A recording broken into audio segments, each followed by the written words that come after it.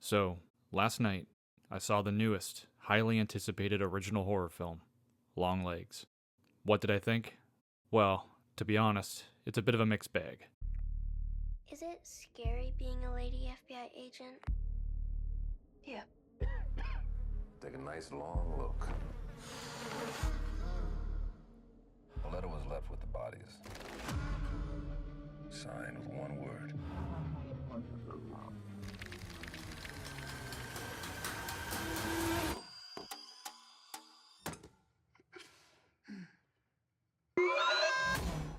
The film is very much inspired by Silence of the Lambs, which is clearly stated by the director, Osgood Perkins, himself, and plenty of other crime investigation horror thriller films like Seven and The Zodiac, for example. The film is set in the 1990s and creates a lot of intrigue by having you follow the FBI agent Lee Harker, played by Micah Monroe, as she tracks down the infamous and titular killer, Longlegs, played by Nicolas Cage.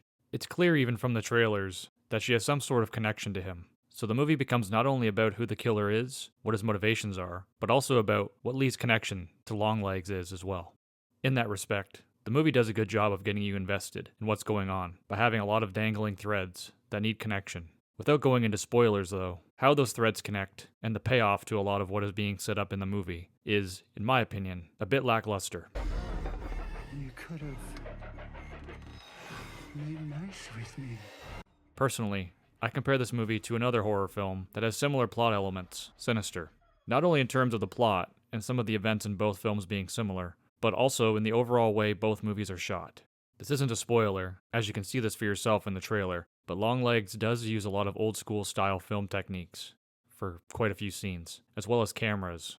Now I love Sinister, but just like Longlegs, the movie did take a turn in the third act that didn't land for a lot of audiences, and very well could make or break the movie for a lot of people. But for me, I didn't feel like the twist ruined my experience, rather just left me feeling a little bit underwhelmed with the conclusion. When it comes to the marketing for the movie, they did a good job getting people interested, and even included the cliche, scariest movie of the decade tag, or scariest movie of the year quote, for the poster, trailers, and commercials. I think it's best to just look at the marketing for what it is, a way to get people interested in seeing the movie, and that's about it. My advice would be to go into the movie with lower expectations. Don't believe all the hype from the marketing, or at least try to ignore it. And you may be surprised, and like a lot of other people who have seen the movie already, fall in love with it.